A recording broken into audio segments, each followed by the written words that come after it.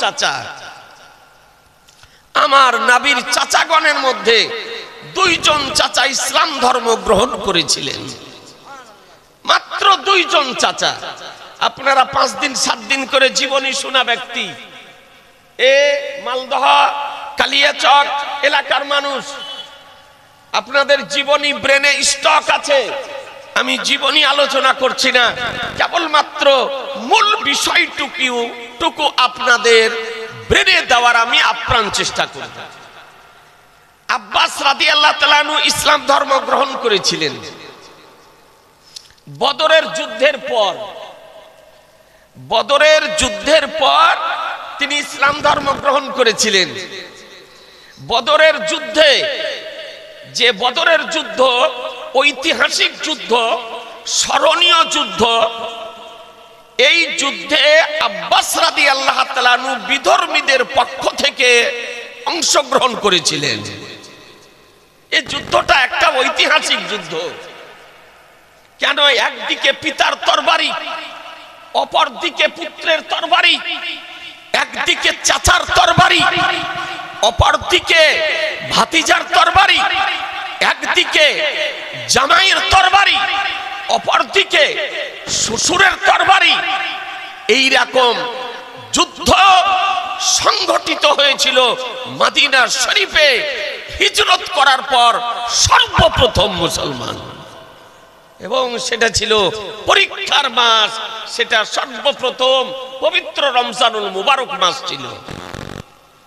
সর্বপ্রথম সাহাবায়ে কিরামগণ হিজরত করে মদিনা শরীফ যাওয়ার পর রোজা রেখেছিলেন, আর রোজা অবস্থাতে এই রহমতের মাস, বরকতের মাসে বদরের যুদ্ধ সংগঠিত হয়েছিল। একটু চিন্তা করে দেখবেন, রোজা রাখা অবস্থায় সাহাবায়ে কিরামগণ যুদ্ধে অংশগ্রহণ করেন। সেই দিন আমার মহানবী সাল্লাল্লাহু তাআলা আলাইহি সাল্লাম আল্লাহর দরবারে দোয়া করেছিলেন, আল্লাহ তুমি আমাদেরকে গায়বী সাহায্য করো। আজকে যদি মুসলমানের পরাজয় যদি হয়ে যায়, মুসলমান যদি পরাস্ত হয়ে যায়, তবে আর তোমার নাম হয়তো উচ্চারণ করার মদিনাতে আর হয়তো কেউ থাকবে না। আল্লাহ তুমি আমাদেরকে গায়বী সাহায্য করো। নবীর দোয়া আল্লাহ তাআলা সঙ্গে সঙ্গে কবুল করে নিয়েছিলেন। নবীগণ যে দোয়া করেন খোদার দরবারে, সঙ্গে সঙ্গে মহান রব্বুল আলামিন সেই দোয়াকে কবুল করে নেন। মুসলমান দোয়াকে কবুল করে নিলেন। বেরাদার, বদরের যুদ্ধ শুরু হলো। এইদিকে যে বদরের যুদ্ধে আল্লাহ তাআলা নবীর দোয়াকে কবুল করে নিয়ে ফেরেশতার বাহিনী পাঠিয়ে দিয়েছিলেন। ফেরেশতার বাহিনী এসেছিলেন। সাহাবায়ে কিরামগণ বলেন, কোন বিধর্মী কাফেরকে হত্যা করার মানুষে যখন অগ্রসর হতাম তো দেখতাম আমাদের পৌঁছানোর পূর্বেই কে যেন তাকে হত্যা করে দিয়েছে। যে যুদ্ধে ফেরেশতা এসেছিলেন অংশগ্রহণ করতে, এমনকি জিবরাইল আলাইহিস সালাম পর্যন্ত এসেছিলেন। সাইয়্যিদুল মালায়েকা, আপনার সিরাতের কিতাবে বর্ণিত হয়েছে, জিবরাইল আলাইহিস সালাম যে যানবাহনের পৃষ্ঠে আরোহণ করেছিলেন তার নাম ছিল হাইজুম। তিনি বলতেছিলেন, আকদিম হাইজুম, আকদিম হাইজুম, হাইজুম আগে বাড়ো, হাইজুম আগে বাড়ো। জিবরাইল আলাইহিস সালাম স্বয়ং তরবারি চালিয়েছিলেন বদরের যুদ্ধে মুসলমান। এই যুদ্ধে আব্বাস রাদিয়াল্লাহু তাআলা আনহু তিনি বিধর্মীর পক্ষে ছিলেন। আমার দয়ার নবী, মায়ার নবী সাল্লাল্লাহু তাআলা আলাইহি সাল্লাম যুদ্ধের শেষে আপনার যে সমস্ত বিধর্মীদেরকে অ্যারেস্ট করা হলো তাদেরকে সসম্মানে মদিনা শরীফ নিয়ে আসা হলো। মদিনা শরীফ নিয়ে এসে রাখা হলো। আর যারা মারা যাওয়ার তারা তো বিধর্মী মারা গেল। ওই যুদ্ধেই আবু জাহাল মারা গিয়েছিল। ওই যুদ্ধে ওকে কলার গাছ কাটা করে আপনার কেটেছিল দুইজন নাবালক সন্তান, দুইজন নাবালক ছেলেতে। ওই বদরের যুদ্ধে আপনি হজে যদি যান, উমরাতে যদি যান, তো বদরের যুদ্ধের এখনো গর্ত দেখতে পাবেন, যে গর্তে আবু জাহালকে নিক্ষেপ করা হয়েছিল মুসলমান। মানুষ রাগ সামাল দিতে পারে না, ও তো গাড্ডার গর্তে আছে, তবুও না হলে একটা পাথর উঠিয়ে অত চালায়। জি, জামান নাবির দুশমন ছিল, পাকা কাফির ছিল। আর এই বাংলাদেশে ব্রেন্টাল ভারসাম্যহীন মূর্খ অজ্ঞ আবু জাহালের বংশধর টুপি পায়জামা পাঞ্জাবি পরে আজকে সোশ্যাল মিডিয়াতে আত্মপ্রকাশ করে বলছে হাজি আবু জাহাল। বলছে আবু জাহাল হাজি ছিল, হাজি আবু জাহাল। বলছে আবু জাহাল আমাদের মতনই মুসলমান ছিল। নাউজুবিল্লাহ বলা যাবে না? একটু জোরে বলুন না। টুপি পরে আছে, পায়জামা পরে আছে, পাঞ্জাবি পরে আছে, কোরআন শরীফ পড়তেছে, হাদিসও বলতেছে, আর বলতেছে আমাদের মতন আবু জাহাল মুসলমান ছিল। হাজি আবু জাহাল, বলুনি মুসলমান না আবু জাহালের বংশধর? জোরে বলতে হবে যে জি, ই হলো ইহুদি খ্রিস্টানদের চর, ই মুসলমান নয়, এ হলো একজন কাফের ব্যক্তি।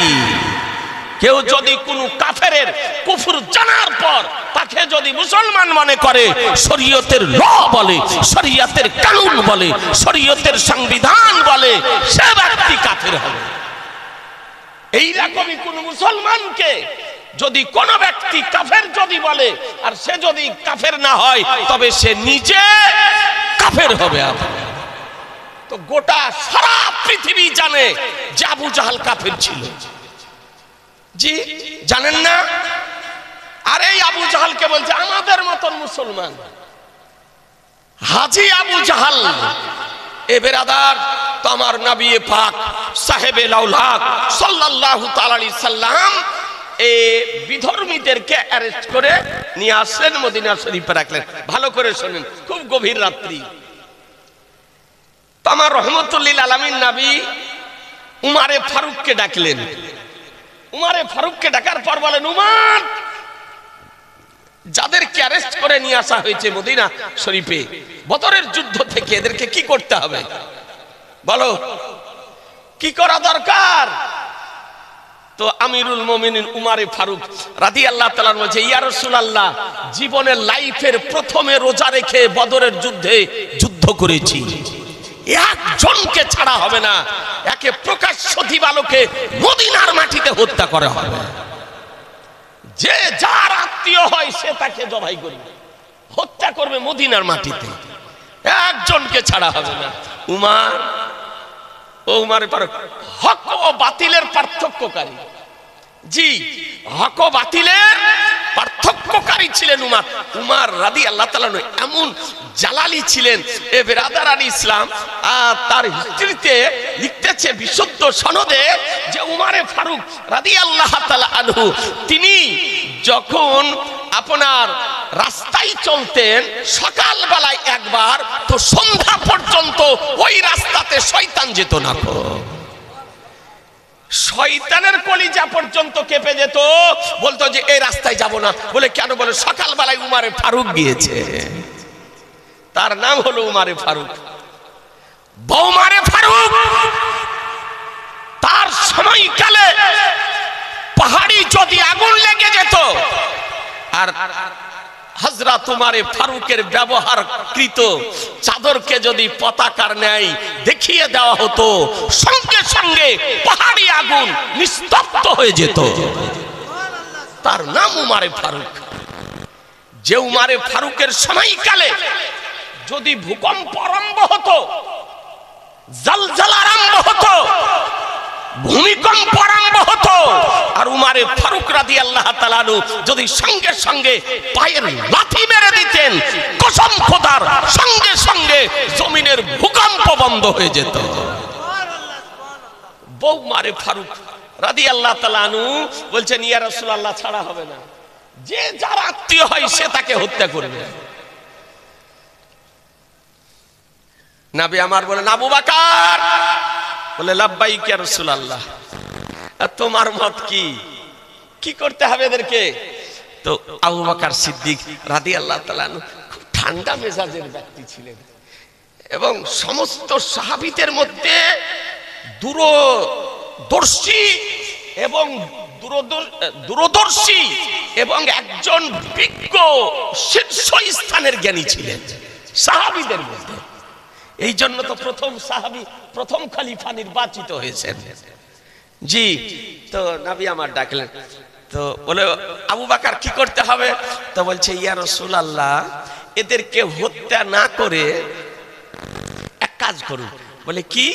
বলে এরা যে যেমন কোয়ালিটির ব্যক্তি, যে যেমন পজিশনের ব্যক্তি, যার যেমন আর্থিক অবস্থা, তার জন্য অর্থ বরাদ্দ করে দেন, অর্থ বিনিময়ে তাদেরকে ছেড়ে দেন। আর যদি অর্থ পরিশোধ করতে না পারে, অর্থ দিতে না পারে, তবে সে ব্যক্তি আনসারীদের ছেলেদেরকে লেখাপড়া শিখিয়ে দিবে। আজ আমাদের সরকার বাহাদুর সার্বিক সাক্ষরতার আন্দোলন চালাতেছেন, কিন্তু সেই বর্বরতার যুগে, আইয়ামে জাহিলিয়াতের যুগে, অন্ধকারের যুগে আমার শাহনশাহে জি বেকার, মাদানী কে তাজদার, আহমদে মুখতার, নবী কা সরদার, দুনু জাহানের মালিক ও মুখতার মদিনার ধরতি থেকে সার্বিক সাক্ষরতার আন্দোলন চালিয়েছিলেন মুসলমান। শিক্ষার কি গুরুত্ব তা জগৎবাসীকে নবী আমার বুঝিয়েছিলেন। শিক্ষা সম্পর্কে যে অমীয় বাণী, গুরুত্বপূর্ণ বাণী নবী আমার রেখে গিয়েছেন, এই রকম শিক্ষা সম্পর্কে বাণী পৃথিবীর অন্য কোন ব্যক্তি বলেন। আবু বকর সিদ্দিক তো সাহাবীদেরকে আমার নবী ডাকলেন, বলে দেখো উমর, তুমিও শোনো, আজকে আবু বকরের সিদ্ধান্তটাকে আমি প্রাধান্য দিলাম। অর্থাৎ আবু বকর যে সিদ্ধান্তটা পেশ করলো, এই সিদ্ধান্তটাকে প্রাধান্য দিলাম। অর্থাৎ হত্যা করা হবে না, যে যেমন কোয়ালিটির ব্যক্তি তার জন্য অর্থ বরাদ্দ করে দিতেছি, তারা অর্থ দিয়ে চলে যাবে। আর যাদের অর্থ দেওয়ার ক্ষমতা নেই, তারা আনসারী ছেলেদেরকে লেখাপড়া শিখিয়ে দিবে। এভাবে যেতে ছিল আপনার। এই গ্রেফতার যাদেরকে করে আনা হয়েছিল, তার মধ্যে ছিল আব্বাস রাদিয়াল্লাহু তাআলা, নবী পাকের আপন চাচা। তো ধীরে ধীরে আপনার সব চলে যেতেছে। আমার দয়ার নবী, মায়ের নবী, রহমতের নবী বলেন, চাচা আপনার জন্য যে অর্থ বরাদ্দ করা হয়েছে, আপনি অর্থটা পরিশোধ করে দিয়ে চলে যান। চাচি অপেক্ষা করছে বাড়িতে, বাড়িতে চাচি অপেক্ষা করতেছে। হযরত আব্বাস রাদিয়াল্লাহু তাআলা স্ত্রীর নাম ছিলেন হযরত উম্মুল ফজল রাদিয়াল্লাহু তাআলা। অর্থ দেন। তো বলছে আমি অর্থ দিতে পারবো না, অর্থ আমি দিতে পারবো না। বলে চাচা অর্থ নাই? বলে না অর্থ নাই। বলে চাচা বাড়িতে? বলে বাড়িতেও নেই। আপনি রাখতে হয় রাখেন, আমি অর্থ দিতে পারবো না। আমার গায়েবের সংবাদদাতা পয়গম্বর, ভবিষ্যতের সংবাদদাতা পয়গম্বর নবী আমার বলছেন, চাচা বদরের যুদ্ধে আসার আগা রাত্রে, নির্জন রাত্রিকালে আমার চাচিকে নিয়ে বাড়ির আগিনাতে গর্ত খনন করে যে সোনাটা দাফন করে এসেছেন, সেটা কি হলো? সুবহানাল্লাহ বলা যাবে না? একটু জোরে বলেন না।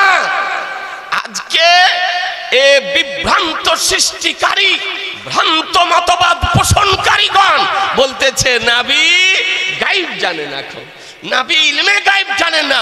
ব্রাদার একটু চিন্তা করে দেখবেন, হযরত আব্বাস রাদিয়াল্লাহু তাআলা আনহুর মূল জায়গাতে আমার নবী আজকে হাত দিয়েছেন। বলে চাচা ওই সোনাটা কি হলো যেটা দাফন করে এসেছেন? হযরত আব্বাস রাদিয়াল্লাহু তাআলা আনহু আশ্চর্য হয়ে গেলেন, আজকে সোনা যে বাড়িতে আগিনা খনন করে দাফন করে এসেছি, ছেলে জানে না, মেয়ে জানে না, কেবলমাত্র আমি জানি আর আমার বিবি জানে, তাছাড়া পৃথিবীর কেউ জানে না। কিন্তু নবী কেমন করে জানলেন? এ বেরাদার, এই জন্য তো কোরআন বলে ওয়াল্লামাকা ওয়ালাম তাকুন তালাম, বলে হাবিব আপনি যা কিছু জানেন না, আপনাকে সব শিখিয়ে দিয়েছি। আপনাকে সব শিখিয়ে দিয়েছি। এ বেরাদার, নবী কার নাম? যে নবী নিজ গৃহ থেকে আব্বাস রাদিয়াল্লাহু তাআলা আনহুর গর্ত খনন করা দর্শন করতেছেন, গর্ত খনন করে সোনা দাফন করতেছেন, তা দর্শন করতেছেন। এই জন্য তো শরীয়তের বিধান বলে যে নবী রাতেও যেমন দেখেন, দিনেও তেমন দেখেন, নিকটেও যেমন দেখেন, দূরেও তেমন দেখেন, ওটা মাটির উপরে যেমন দেখেন, মাটির নিচেও তেমন দেখেন, আগে যেমন দেখেন, পিছনেও তেমন দেখেন, ডানে যেমন দেখেন, বামেও তেমন দেখেন। জানাবি মুস্তাফা সপ্তম জমিন থেকে লোহে কলম পর্যন্ত কসম খোদার একই রকম দর্শন করেন মুসলমান। নবী একই রকম দর্শন করেন। এই জন্য নবী আমার বলেন, ইন্নী আরা ওয়ালা তারাউন, ইন্নী আরা ওয়ালা তারাউন, আমি যা দর্শন করি পৃথিবীতে কেউ দর্শন করে না। এ বেরাদার, এই নবীকে দর্শন শক্তি কে দিয়েছেন? জোরে বলতে হবে, কে দিয়েছেন? আল্লাহ। এই মোল্লার আপত্তি হবে কেন? ই মোল্লার তো পেটে ব্যথা হওয়ার কথা নয়, এ বিশেষত্ব নবীকে আল্লাহ দিয়েছেন। এ বেরাদার, যা পৃথিবীতে আর দ্বিতীয় কাউকে দেওয়া হয়নি। নবী আমার বলেন যে আমি যা দর্শন করি পৃথিবীতে কেউ দর্শন করে না। এ বেরাদার, পৃথিবীতে বহু দর্শন করার দৃষ্টি আছে, চোখ আছে। আমরা জানি পৃথিবীর বুকে মানব দেখতে পাই, পৃথিবীর বুকে দানব দেখতে পাই, পৃথিবীর বুকে জিন দেখতে পাই, পৃথিবীর বুকে ফেরেশতা দেখতে পাই, পৃথিবীর বুকে জিবরাইল মিকাইল দেখতে পাই, পৃথিবীর বুকে ইসরাইল ইসরাফিল আলাইহিমুস সালাম দেখতে পাই, পৃথিবীর বুকে মুনকার ও নাকির দেখতে পাই, পৃথিবীর বুকে কিরামান কাতিবিন দেখতে পাই। কিন্তু নবী বলতেছেন আমি যা দর্শন করি পৃথিবীতে কেউ দর্শন করে না। তাহলে বোঝা গেল নবী যা দেখেন কোন মানব দেখতে পাই না, নবী যা দেখেন কোন জিন দেখতে পাই না, নবী যা দেখেন কোন ফেরেশতা দেখতে পাই না, নবী যা দেখেন জিবরাইল দেখতে পাই না, নবী যা দেখেন মিকাইল দেখতে পাই না, নবী যা দেখেন ইসরাইল দেখতে পাই না, নবী যা দেখেন ইসরাফিল আলাইহিস সালাম দেখতে পাই না, নবী যা দেখেন মুনকার ও নাকির দেখতে পাই না, নবী যা দেখেন কিরামান কাতিবিন দেখতে পাই না। মুসলমান, এ নবীর হলো বিশেষত্ব। পরবর্তীতে নবীর ইলমে গায়েব দর্শন করে আব্বাস রাদিয়াল্লাহু তাআলা আনহু মুসলমান হয়ে গিয়েছিলেন। জি, মুসলমান হয়ে গিয়েছিলেন। নবীর আপন চাচা আর একজন নবীর আপন চাচা মুসলমান হয়েছিলেন, তার নাম হযরত আমির হামজা রাদিয়াল্লাহু তাআলা আনহু। তিনি উহুদের যুদ্ধে শাহাদাত বরণ করেছিলেন। এই দুইজন চাচা ইসলাম ধর্ম গ্রহণ করেছিলেন। হাদিসটি বর্ণনা দিচ্ছেন কে? আব্বাস রাদিয়াল্লাহু তাআলা আনহুর পুত্র, তার নাম হলো আব্দুল্লাহ ইবনে আব্বাস। ইমাম বুখারী বর্ণনা করতেছেন, যার জন্মের পূর্বেই আমার রাসূলুল্লাহ সংবাদ দিয়েছিলেন। জন্মের পূর্বেই নবী আমার সংবাদ দিয়েছিলেন। আল্লামা জালালউদ্দিন সুয়ুতী রাহমাতুল্লাহ আলাইহি তারিখুল খুলাফা নামক কিতাবের মধ্যে হাদিসটি নকল করতেছেন যে নবীর সম্মুখ দিয়ে আব্বাস রাদিয়াল্লাহু তাআলা আনহুর স্ত্রী উম্মুল ফজল চলে যেতেছেন। নবী আমার ডেকে বলছেন, চাচি শুনেন। আসলেন তো নবী আমার বলছেন, চাচি আপনি গর্ভবতী আছেন আর আপনার পেটে পুত্র সন্তান রয়েছে, প্রসবিত হলে আমার নিকটে নিয়ে আসবেন। জোরে জোরে বলেন না, যন্ত্র লাগিয়ে নয়, মেশিন লাগিয়ে নয়, আজকে টেস্ট করে নয়, সামনে দিয়ে যেতেছে।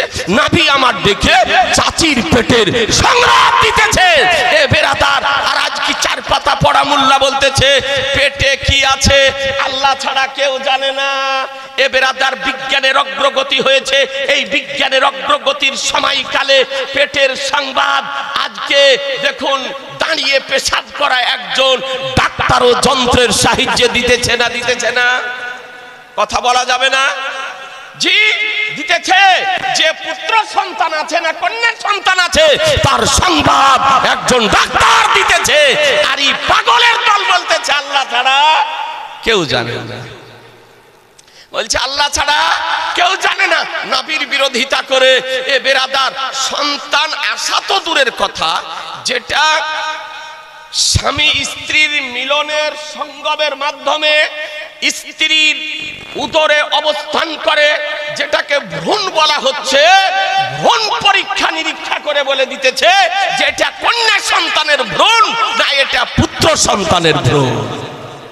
এই জন্য অনেক নার্সিং হোমে লেখা আছে ভ্রূণ পরীক্ষা করা নিষিদ্ধ।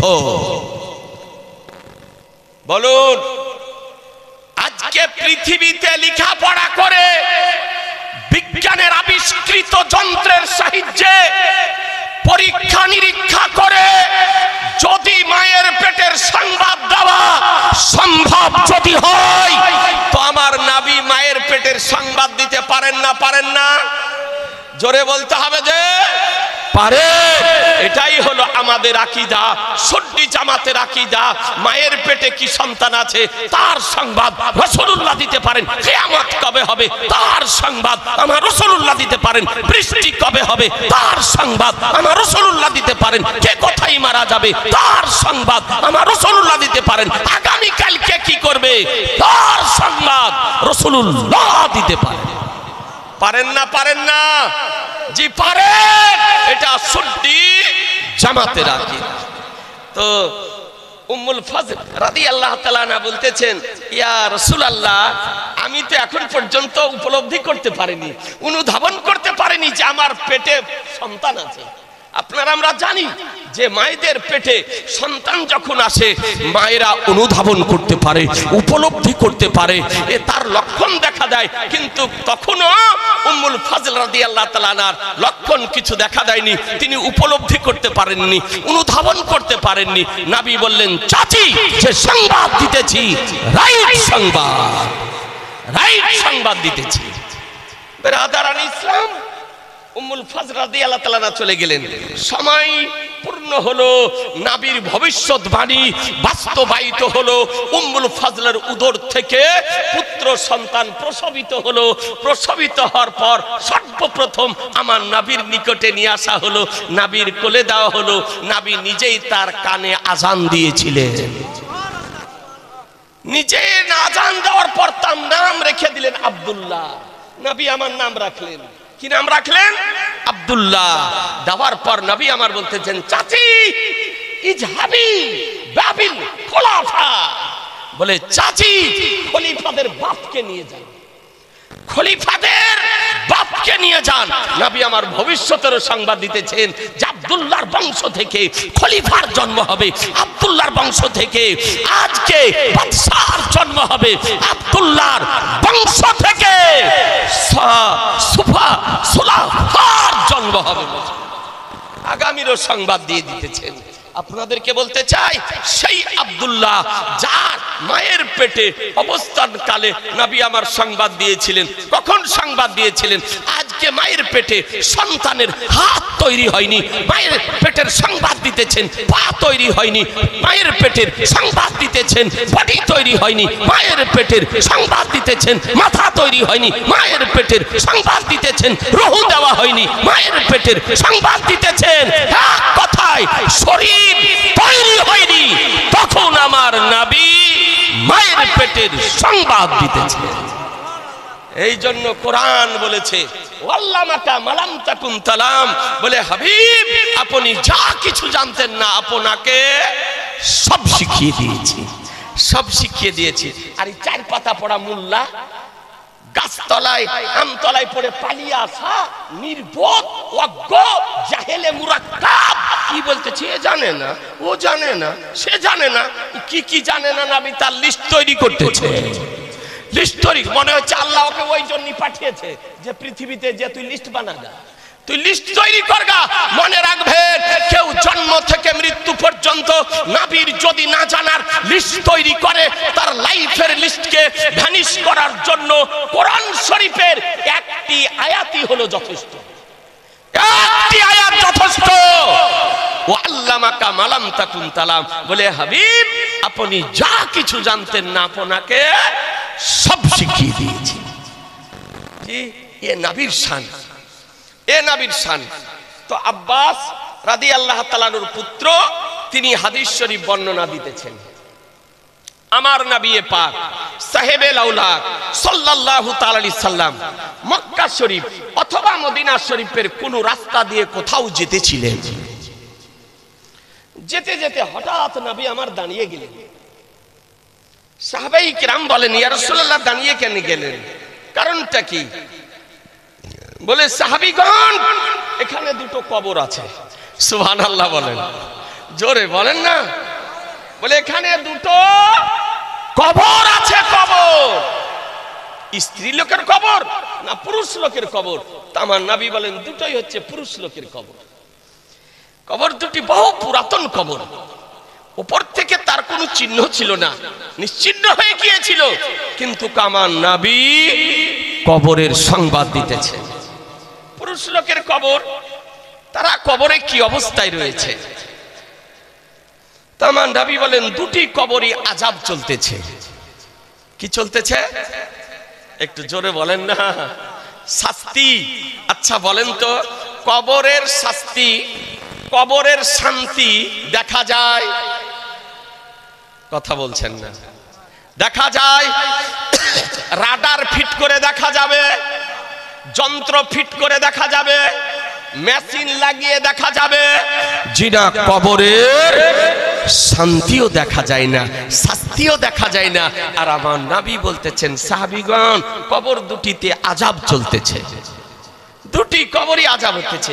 কি কারণে আযাব, তাও আমার নবী সংবাদ দিতেছেন। বুখারী শরীফের হাদিস।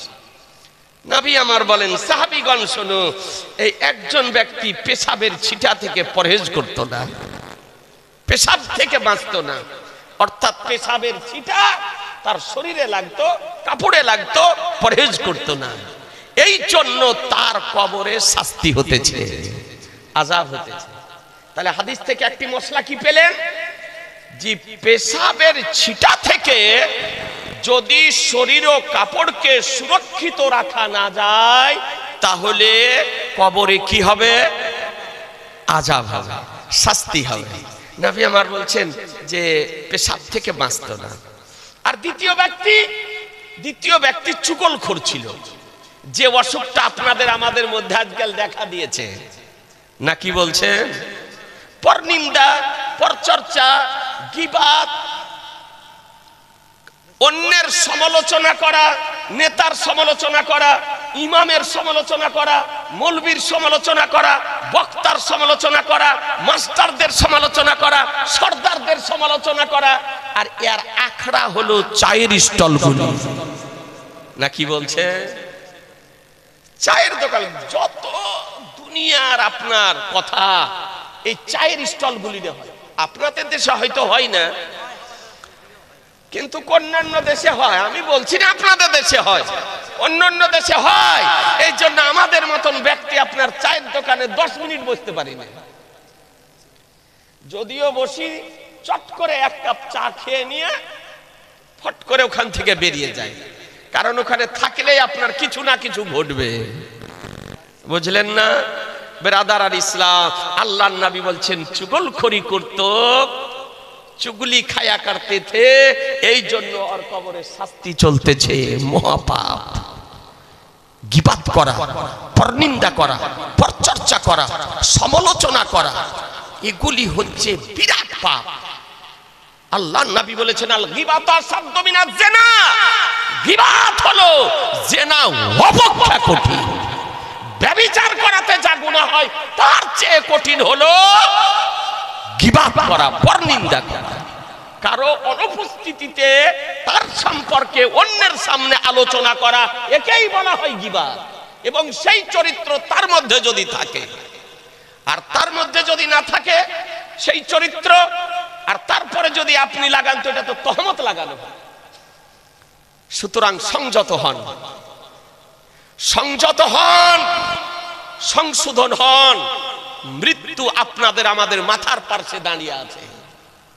চোখটা বন্ধ হয়ে গেলে কবরে যেতে হবে, ভয়ানক শাস্তি। আমার নবী বলেন, একজন পেশাব থেকে পরহেজ করতো না, এই জন্য কবরে শাস্তি। দ্বিতীয় ব্যক্তি চুগলখোর ছিল, এই জন্য তার কবরে শাস্তি।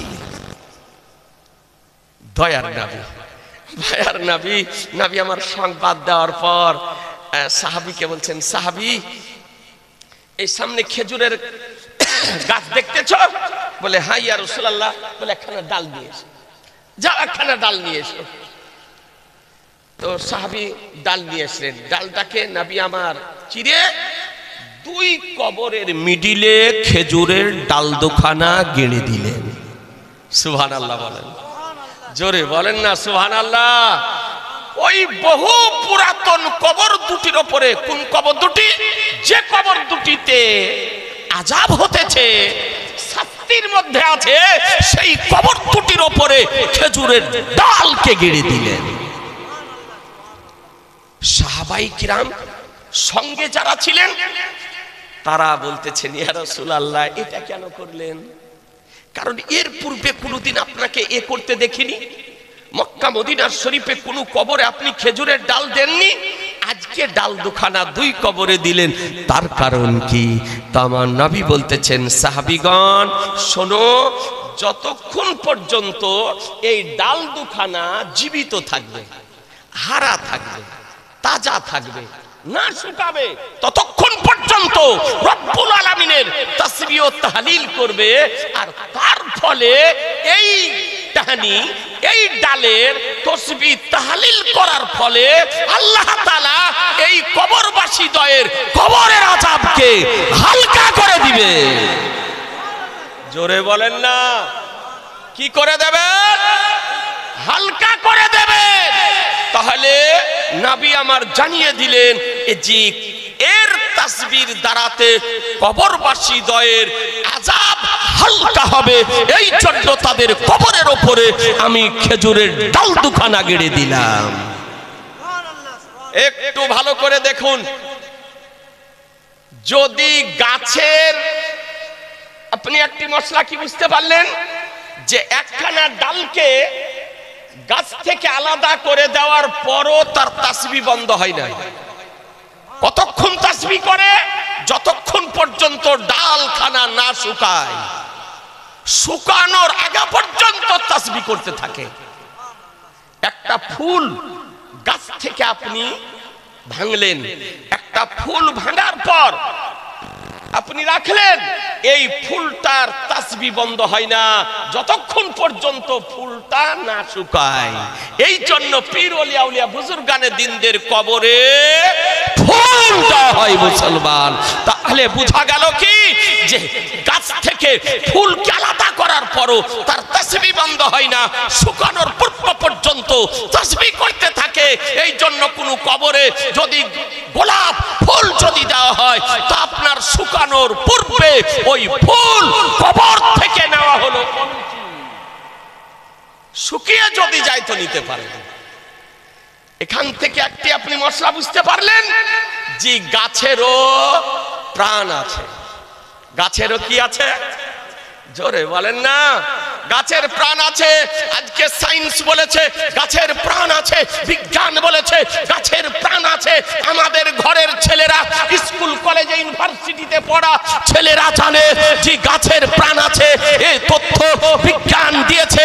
কিন্তু শুনুন মুসলমান, এই বিজ্ঞানের জন্মের পূর্বে আমার শাহনশাহে জিবেকার, মাদানিকে তাসদার, আহমদে মুখতার, নবী উকা সরদার, তনু জাহানের মালিক ও মুখতার মদিনার ঘাটতি থেকে বিশ্ব জগৎকে সংবাদ দিয়েছেন যে গাছেরও প্রাণ আছে মুসলমান। এই জন্য কোরআন বলতেছে ইউসাব্বিহু লিল্লাহি মা ফিস সামাওয়াতি ওয়াল আরদ, জমিন এবং আসমানে যা কিছু আছে সমস্ত কিছু আল্লাহর তাসবিহ ও তাহলিল করে মুসলমান। কথা আপনি বুঝে নিলেন? এবার বলুন, গাছের তাসবিতে কবরের আযাব হালকা যদি হয় তো সৃষ্টি জগতে সমস্ত সৃষ্টির মধ্যে মানব হলো শ্রেষ্ঠ সৃষ্টি। এই মানব যদি জিকির করে, এ মানব যদি তাসবিহ তাহলিল করে, এ মানব যদি কোরআনে পাক তেলাওয়াত করে, তার কবরের পাশে দাঁড়িয়ে, তবে তার দ্বারাতে ওই মৃত ব্যক্তি উপকৃত হবে না? হবে না? জোরে বলতে হবে যে হবে। এ বেরাদারান ইসলাম, এই হাদিসের ব্যাখ্যা আল্লামা বদরুদ্দিন আইনি রাহমাতুল্লাহ আলাইহি তিনি হাদিস হাদিসটি বর্ণনা করার পর, ব্যাখ্যা দেওয়ার পর তিনি লিখতেছেন তৃতীয় খণ্ডের 175 পেজের মধ্যে, ওয়াস্তাহাব্বাল উলামাউ কিরাতাল কোরআনে ইনদাল কবরে লিহাজাল হাদিস, বলে এই হাদিসের কারণে কবরের নিকটে কোরআন মাজিদ পড়াকে উলামায়ে কেরামগণ মুস্তাহাব বলেছেন। উলামায়ে কেরামগণ মুস্তাহাব বলেছেন। কবরের পাশে দাঁড়িয়ে কোরআন পাঠ করাকে উলামা আজকে সর্বসম্মতিক্রমে মুস্তাহাব বলেছেন। এ বেরাদারান ইসলাম, দ্বিতীয় দলিল দেখুন, এই হাদিসটি সাহেবে মিশকাত শরীফের মধ্যে আনায়ন করার পর মুল্লা আলী কারি রাহমাতুল্লাহ আলাই তার ব্যাখ্যা লিখতে গিয়ে মিরকাতুল মাফাতির দ্বিতীয় খণ্ডের 35 পৃষ্ঠাতে বলেন, ওয়াস্তাহাব্বাল উলামাউ আলাকে ওয়াস্তাহাব্বাল উলামাউ কিরাতাল কোরআনে ইনদাল কবরে লিহাজাল হাদিস, এই হাদিসের কারণে কবরের নিকটে কোরআন তেলাওয়াত করাকে উলামায়ে কেরাম মুস্তাহাব বলেছেন। বেরাদার, উলামায়ে কেরাম মুস্তাহাব বলেছেন। আপনাদেরকে বলতে চাই, হ্যাঁ এই ছোট্ট কবরের পাশে দাঁড়িয়ে, আল্লাহর ওলির মাজারের পাশে দাঁড়িয়ে কোরআনে পাক তেলাওয়াত করুন, সূরা বাকারা পাঠ করুন, সূরা ইয়াসিন পাঠ করুন, সূরা তাকাসুর পাঠ করুন, সূরা মুলক পাঠ করুন, সূরা বাকারা পাঠ করুন, সূরা রহমান পাঠ করুন, আজকে সূরা ফালাক পাঠ করুন, সূরা নাস পাঠ করুন, সূরা ইখলাস পাঠ করুন, সূরা ফাতিহা পাঠ করুন। কবরের পাশে দাঁড়িয়ে কোরআন তেলাওয়াত করা জায়েজ, মুস্তাহাব ও মুস্তাহাসান। আজ পর্যন্ত জমিনের উপরে নীল গগনের নিচে এমন কোন ওয়াহাবি ঘরের কোন মা এই রকম সন্তানের জন্ম দিতে পারেনি। কোরআন হাদিস ইজমা কিয়াসের আলোকে যে কবরের পাশে দাঁড়িয়ে কোরআন মাজিদ পড়াকে হারাম তো দূরের কথা, নাজায়েজ প্রমাণ করতে পারে। বেরাদার, অতীতেও সম্ভব হয়নি, বর্তমানেও সম্ভব নয়, ভবিষ্যতে সম্ভব হবে না। কোরআন বলতেছে, মা তাকুমুর রাসূলু ফাখুযুহু ওয়া মা নাহাকুম আনহু ফান্তাহু, রাসূল যা প্রদান করেন তা গ্রহণ করে নাও, তিনি যা বারণ করেন তা থেকে বিরত থাকো। এই জন্য আমার সরকারে আলা হযরত হাদিস নোট করেছেন যে জীবিত ব্যক্তিদের দ্বারা মৃত ব্যক্তিগণ উপকৃত হয়। আমরা কবর জিয়ারত করি না? করেন? সবাই বলছেন না। আখিয়ে পাক, আইনায়ে হিন্দ, হুজুর সিরাজউদ্দিন রাহমাতুল্লাহের মাজার শরীফ আমরা জিয়ারত করি। ইন্টারন্যাশনাল পীর, আপনারা ভাগ্যবান, মালদহাবাসী ভাগ্যবান। আজকে মালদহার মাটিতে আওয়াম না চিনলে ওলামা চিনে, যে বাঙ্গালের ধরতি মালদহার জমিনে আখিয়ে পাক, আইনায়ে হিন্দ, হুজুর সিরাজউদ্দিন রাহমাতুল্লাহ আলাইহি আরাম করতেছেন। আজ এই মাটিতে হুজুর আলাউল হক পান্ডবী রাহমাতুল্লাহ আলাইহি আরাম করতেছেন। আপনারা চরম সৌভাগ্যবান। আজকে আপনাদের গ্রামে হযরত মাওলানা আব্দুল গফুর রাহমাতুল্লাহ আলাইহি আরাম করতেছেন নাকি? তারই স্মরণে তো এই সালে সবের সভা। এই সভাতে আমার একাধিকবার আপনার আসা হয়েছে। এখন আপনারা আমাকে চিনতে পারছেন কিনা জানি না, বা আমি তো অনেককেই বুঝতেছি বহুদিন থেকে, অনেক দিন থেকে। আমি এই হযরতের এই সালে সবের সভাতে আমার একাধিকবার আসা হয়েছে। অনেকবার হয়তো ফোন করেছেন, হয়তো ডেট দিতে পারিনি, আর একবার দাওয়াত করার পর আসতে পারিনি। সেটা ছিল ঈদের দিনে সভা। ঈদুল ফিতরের দিন 17 কার্তিক ঈদুল ফিতর হয়েছিল, আর ওই দিন ফিতরের দিন দাওয়াতও গ্রহণ করেছিলাম, কিন্তু আসতে পারিনি। কেন? ওই দিন আমার শ্বশুর মহাশয় বৈকাল 4টার সময় ইন্তিকাল করেছিলেন।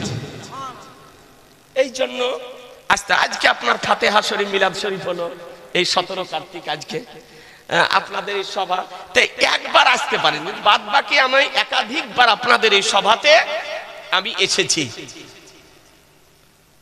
আপনাদেরকে বলি হযরত মাওলানা আব্দুল গফুর রাহমাতুল্লাহ আলাইহির ইসালে সাহেবের সভা। আমরা কবর জিয়ারত করি, তো বলছে এরা কবর পূজা করে, বলছে না?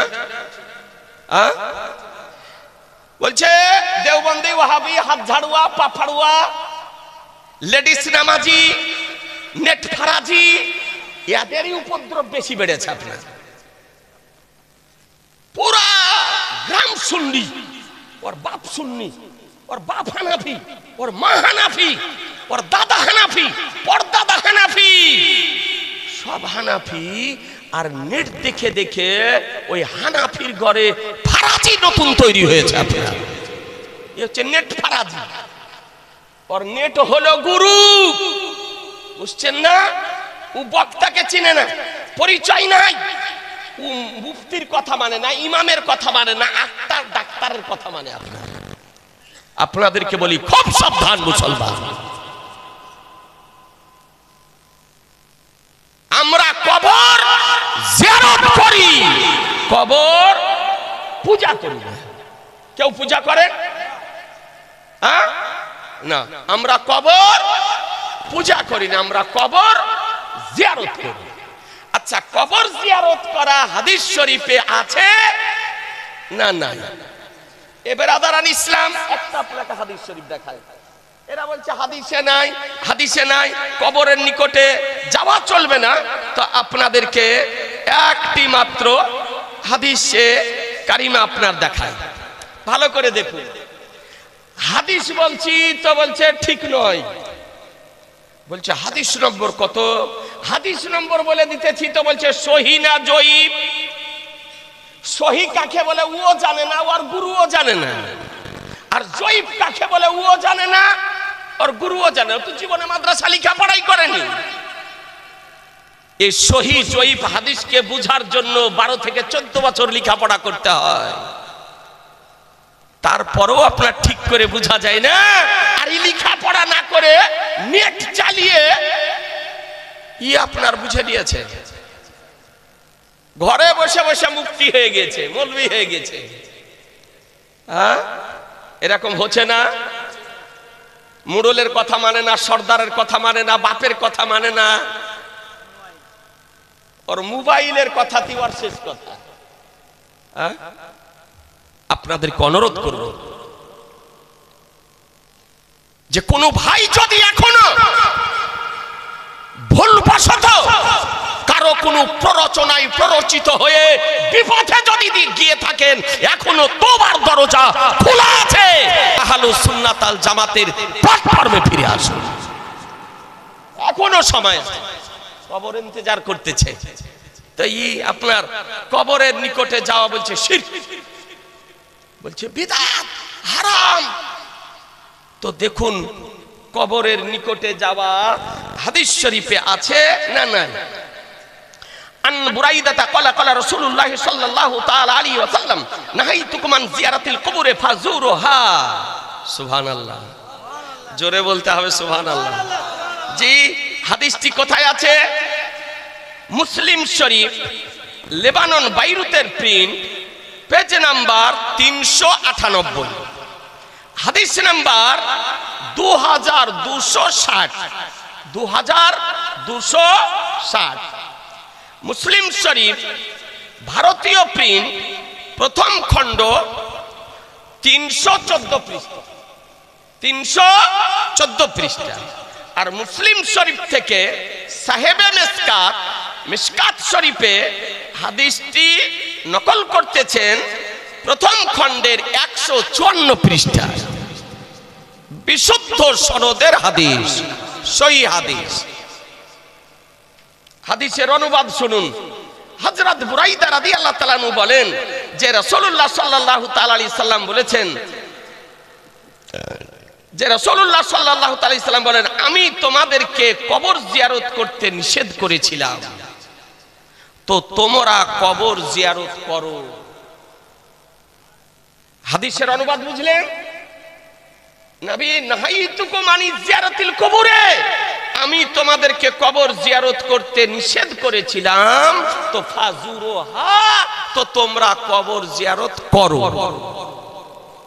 কবর জিয়ারত করো না, এটা সহিহ হাদিস। আর কবর জিয়ারত করো, এটাও সহিহ হাদিস, এটাও হাদিসে আছে, ওটাও হাদিসে আছে। প্রথমে নবী বলেছিলেন কবর জিয়ারত করো না। একটু ভালো করে বুঝেন কেন। যখন ইসলামের প্রথম সময়কাল নতুন নতুন সাহাবাই কিরামগণ মুসলমান হতেছিলেন, সেই সময় তো মুসলমানের কবর ছিল না মক্কা শরীফে, মদিনা শরীফে। আর মুশরিক কাফিরদের কবর জিয়ারত করা যায় না। কারো বাপ মারা গিয়েছে, মা মারা গিয়েছে, আত্মীয় স্বজন মারা গিয়েছে, তারা কুফরি অবস্থায়, তো আল্লাহর নবী বললেন তোমরা কবর জিয়ারত করো না। খুব সতর্কতার সঙ্গে। এরপরে যখন সাহাবাই কিরামগণ ইন্তিকাল করতে লাগলেন, সাহাবাই কিরামদের কবর শরীফ হতে আরম্ভ করলো জান্নাতুল মুআল্লাতে, জান্নাতুল বাকিতে। তখন আল্লাহর নবী বললেন তোমরা এখন কবর জিয়ারত করো। কথা বুঝতে পারলেন? তাহলে কবর জিয়ারত করো না, এটা হলো প্রথমের হাদিস। এটা কোন হাদিস হলো? এটা প্রথমের হাদিস। আর কবর জিয়ারত করো, এটা হলো পরের হাদিস। প্রথমের হাদিসটি হলো মানসুখ, অর্থাৎ তার হুকুম হাদিসে আছে, বিশুদ্ধ সনদের হাদিস, কিন্তু কোর উপরে আমল করা যাবে না, ওর আমলটা রহিত হয়ে গিয়েছে। আর এই পরে যে হাদিসটি বলছেন কবর জিয়ারত করো, এটা হলো নাসিখ হাদিস, এর উপরে আমল করতে হবে পরবর্তী হাদিসটিতে, আর পূর্ববর্তী হাদিসটিকে ত্যাগ করতে হবে। কথা বুঝতে পারলেন? একে বলে নাসিখ ও মানসুখ। প্রথমের হাদিসটিকে বলে মানসুখ, আর দ্বিতীয় হাদিসটিকে বলে নাসিখ। এই বুঝার জন্য তো 12-13 বছর করে পড়তে হয়।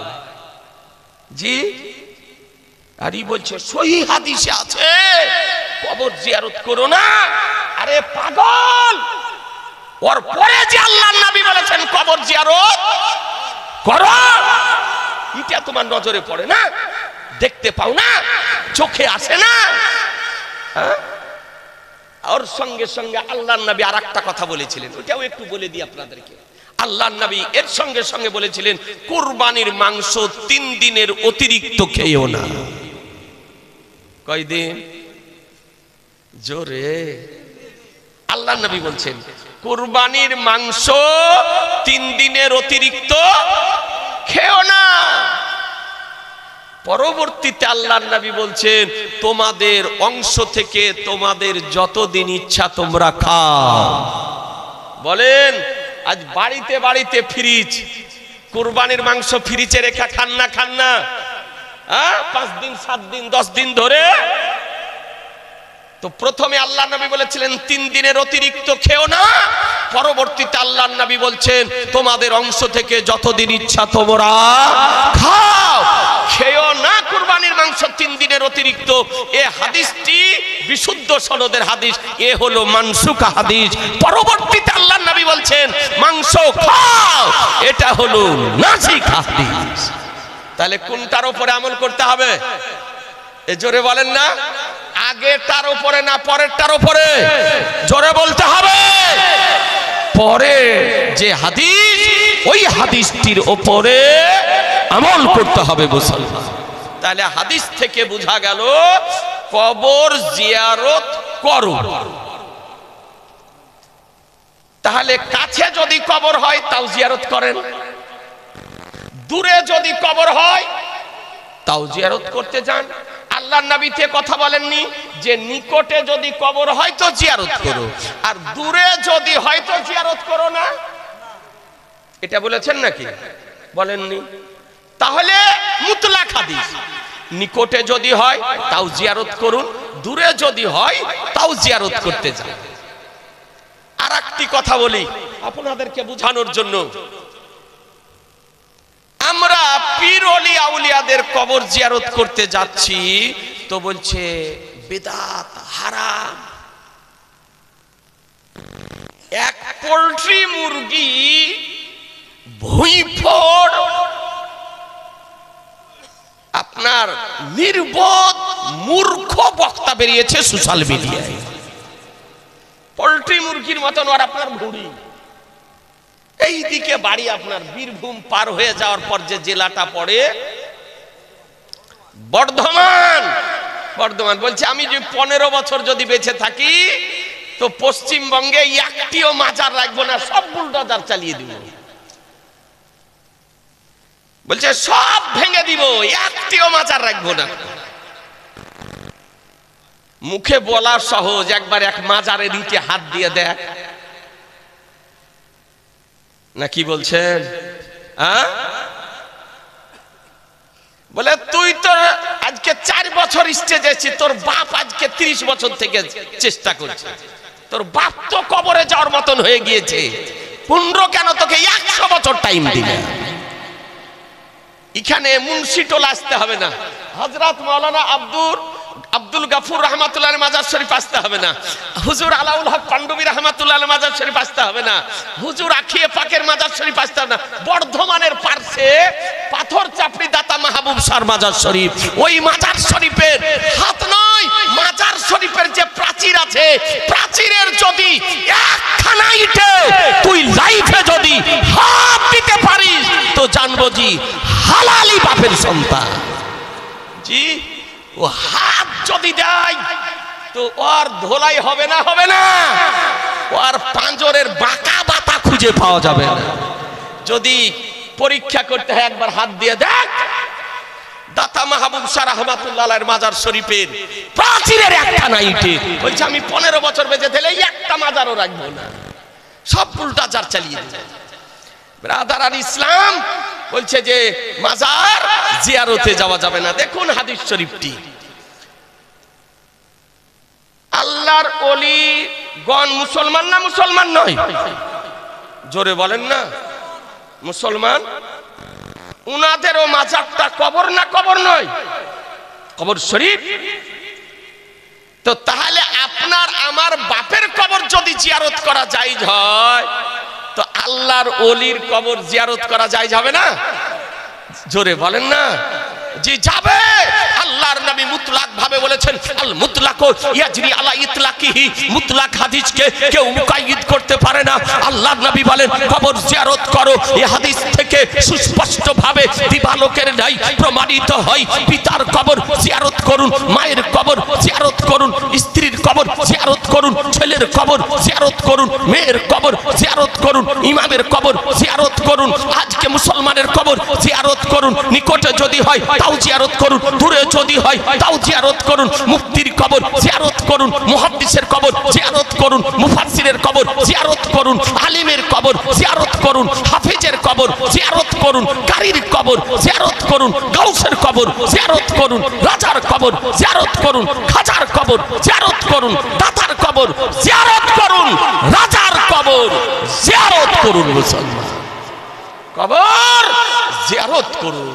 আল্লাহর নবী বলেন ফাজুরহা, তোমরা কবর জিয়ারত করো। হাদিস শরীফ বুঝে নিলেন?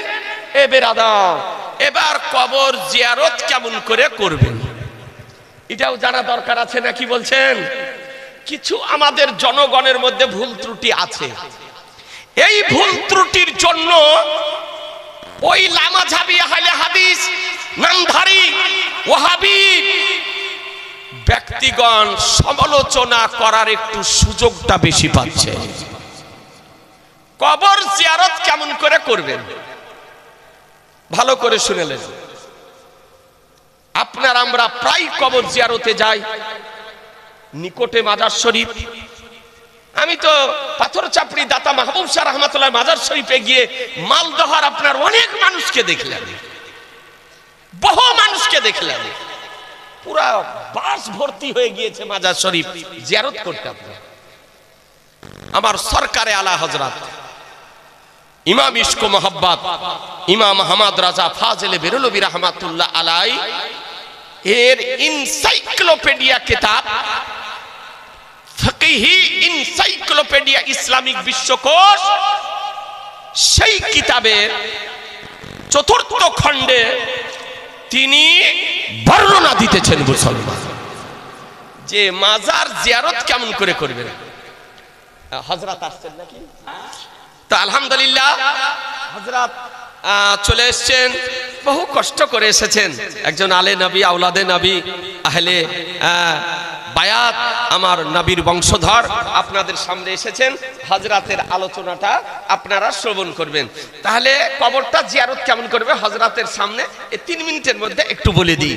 তোমার সরকারে আলা হযরত ইমামে আহলে সুন্নাত ইমাম আহমদ রাজা রাদিয়াল্লাহু তাআলা আনহু বলেন যে যখন কোনো কবর জিয়ারত করতে যাবে তো ওযু করে পায়ের দিক দিয়ে প্রবেশ করো। কোন দিক দিয়ে? পায়ের দিক দিয়ে প্রবেশ করো। গিয়ে মাজার শরীফের ভিতরে যদি জায়গা থাকে তো 4 হাত দূরে দাঁড়াও। কয় হাত দূরে? কয় হাত দূরে? 4 হাত দূরে দাঁড়াও বা বসো, দিয়ে ফাতিহা শরীফ পড়ো। ফাতিহা শরীফ পড়ে তুমি যা জানো পড়ে ইসালে সওয়াব করো। ইসালে সওয়াব করে সাহেবে মাজারের ওসিলা দিয়ে, নবী পাকের ওসিলা দিয়ে খোদার দরবারে দোয়া করো। দোয়া সমাপ্ত করে মাজার থেকে, মাজার যখন জিয়ারত করবে মাজারের দিকে মুখ হবে, কাবা শরীফে কিবলার দিকে পিঠ হবে। কথা বোঝা গেল? জায়গা যদি থাকে দিয়ে মাজার শরীফ থেকে পিছু পা হয়ে বেরিয়ে এসো। মাজারে চুমা দিও না, মাজারে বুসা দিও না, মাজারে তোয়াফ করিও না, মাজারে মাথা রাখিও না, মাজারে সাজদা করিও না। মাজারে সাজদা করা হারাম, তোয়াফ করা হারাম, বুসা দেওয়া নিষেধ। অনেকেই যদিও সেটাকে সমর্থন করেন কিন্তু আমার সরকার আলা হযরত বারণ করেছেন। কেন? আপনি চুমা দিবেন আর ওই বাতিলেরা বলবে মাজারে সাজদা করছে, মাজারে সাজদা করছে। এই কথা জানো বাতিল পন্থীগণ বলতে জানো না পারে, এর জন্য আমার সরকারে আলা হযরত মাজার শরীফে চুমা দিতেও বারণ করেছে। মাজারে হাত বুলাবেন না, মাজারে চুমা দিবেন না, মাজারে তোয়াফ করবেন না, ঘুরবেন না, মাজারে মাথা রাখবেন না। এটা হলো মাজার জিয়ারতের পদ্ধতি। মনে থাকবে? হ্যাঁ, এটা আদব, এটাই হলো আদব। আপনি আমি মনে করি যে ওই মুখ দিয়ে চুমা দেওয়াটাই আদব, জিনা বুসা না দেওয়াটা হলো আদব। মশলা বুঝে নিলেন? এখন আর একটা কথা বলি যে এই যে হুজুর হযরত মাওলানা আব্দুল গফুর রহমাতুল্লাহ আলাইহির প্রতি বছর করছেন ইসালে সওয়াবটা, তো প্রতি বছর করা যাবে না যাবে না? প্রতি বছর কবরের নিকটে যাওয়া চলবে না চলবে না? 1 মিনিটের মধ্যে একটা আপনাকে হাদিস শরীফ দেখিয়ে দিই ব্রাদারান ইসলাম। দেখুন, عن محمد بن إبراهيم رضي الله تعالى عنه قال كان النبي صلى الله تعالى عليه وسلم يأتي قبور الشهداء عند رأس الحول। سبحان الله বলেন, জোরে বলেন সুবহানাল্লাহ। ফায়াকুলু সালামুন আলাইকুম বিমা সাবারতুম ফানি'মা উকবাদ দার ওয়ালা কানা আবু বকর উমর ওয়া উসমান ইয়াফআলুনা যালিকা। হাদিসটি কোথায় আছে? মুসান্নাফ ইবনে আব্দুর রাজ্জাক 3য় খণ্ড 573 পৃষ্ঠা হাদিসটি বর্ণিত হয়েছে। তাফসিরে দুররে মানসুর 4th খণ্ড 58 পৃষ্ঠায় বর্ণিত হয়েছে। তাফসিরে কুরতুবী 9ম খণ্ড 312 পৃষ্ঠা হাদিসটি বর্ণিত হয়েছে। বাদায়া ওয়া নাহায়া ইবনে কাসির 4th খণ্ড 54 পৃষ্ঠায় বর্ণিত হয়েছে। আর ফাতাওয়ায়ে শামীর 3য় খণ্ডের আপনার মাকতাবায়ে জাকারিয়া দেওবান এর 150 পৃষ্ঠাতে বর্ণিত হয়েছে। এতগুলি হাদিসের কিতাবে এবং ফতোয়ার কিতাবে বর্ণিত হয়েছে। বাংলা অনুবাদটা শোনেন। মুহাম্মদ ইবনে ইব্রাহিম রাদিয়াল্লাহু তাআলা আনহু বর্ণিত, তিনি বলেন যে আমার রাসূলুল্লাহ সাল্লাল্লাহু আলাইহি সাল্লাম প্রতি বছরের শুরুতে উহুদের শহীদায়ে কিরামদের কবরের নিকটে আসতেন। প্রতি বছর বছরের শুরুতে নির্ধারিত তারিখে আমার রাসূলুল্লাহ উহুদের শহীদায়ে কিরামদের কবরের নিকটে আসতেন। ব্রাদার আল ইসলাম। এবং নবী আমার কি বলতেন? সালামুন আলাইকুম বিমা সাবারতুম ফানিমা উকবাদার। এই রকম আবু বকর সিদ্দিক, উমারে ফারুক, উসমানে গনি রাদিয়াল্লাহু তাআলা আনহু করতেন। তাহলে বোঝা গেল যে আপনার বছরের একটি দিনে কবরের নিকটে যাওয়া আমার নবীর সুন্নাত। হযরত আবু বকর সিদ্দিক রাদিয়াল্লাহু তাআলার সুন্নাত, হযরত উমারে ফারুক রাদিয়াল্লাহু তাআলার সুন্নাত, হযরত উসমানে গনি রাদিয়াল্লাহু তাআলা আনহুর সুন্নাত, সুন্নাত, সুন্নাত। এরপরও যদি নির্দিষ্ট দিনে কোন মাজারে যেতে, কবরে যেতে বারণ যদি কেউ করে, তার বারণ শুনবেন। জোরে বলছেন না যে? বারণ শুনবেন, তার দলে যাবেন, তাকে সমর্থন করবেন, প্রশ্রয় দেবেন, তাকে বিহান করবেন। জেনে নিতে হবে আর ইমানে ভেজাল ঢুকেছে। খুব সাবধান। কথা বুঝে নিলেন? এবার আদার আলী সালাম। আর একটা হাদিস বলি, আমাদের মা বোনেদের অভ্যাস, মা বোনেরা কিছুই মানে না, মুক্তির কথা মানে না, পীরের কথা মানে না, ওলির কথা মানে না, ফাতোয়ার কথা মানে না, হাদিসের কথাও মানছে না। একবারে টাটা সুমো গাড়িতে আর এতে ওতে মাজার শরীফে চলে যেতেছে। যাই না? আপনাদের দেশে যায় না বোধহয়, এই দেশেও যায়? এ বাবা, আমি তো মনে করছি দেশে যাই না গো। হ্যাঁ, মহিলারা মাজারে যেতে পাবে, যেতে পাবে।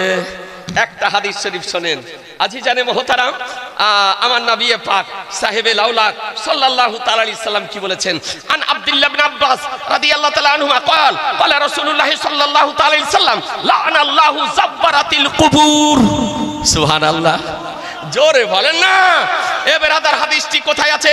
তিরমিজি শরীফ লেবানন বাইরুতের প্রিন্ট, পেজ নাম্বার 516, হাদিস নাম্বার 1077। তিরমিজি শরীফ ভারতীয় প্রিন্ট, প্রথম খণ্ড 125 পৃষ্ঠা। ইবনে মাজাহ শরীফ লেবানন বাইরুতের প্রিন্ট, পেজ নাম্বার 307, হাদিস নাম্বার 1575।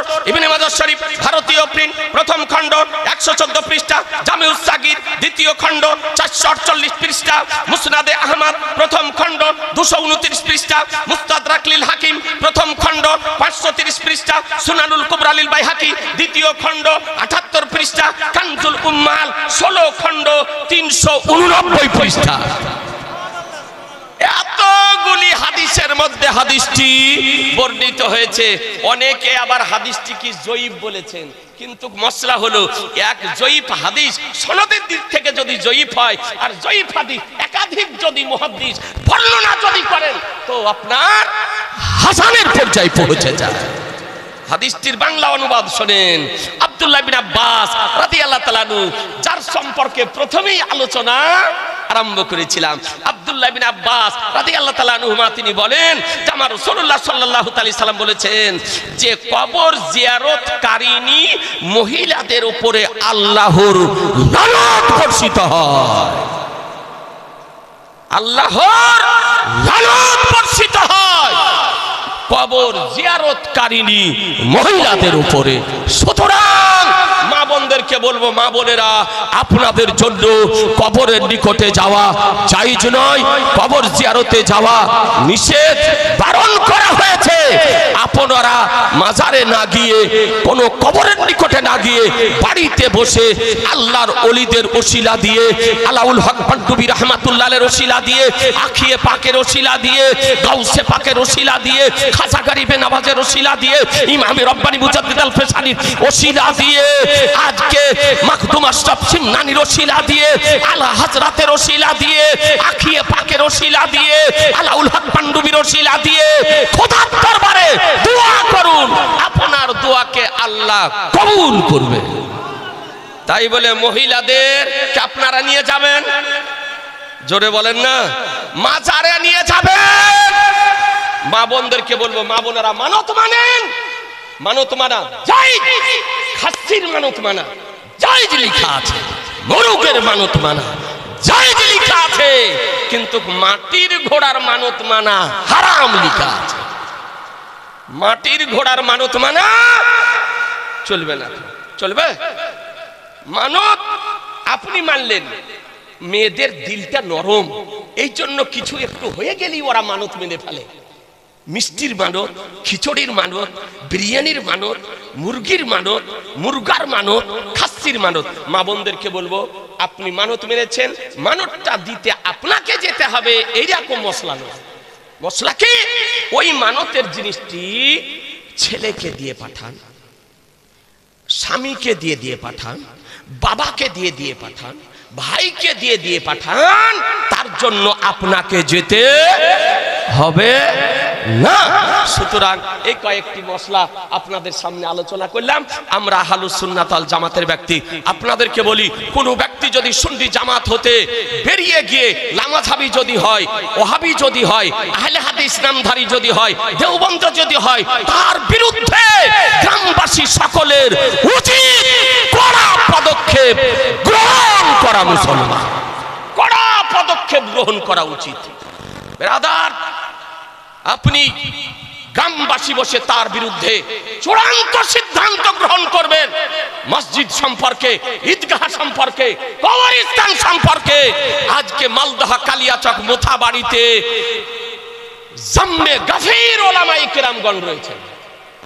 তারপরেই তো আপনার কালিয়াচকে দারুল কাজা তৈরি করা হয়েছে।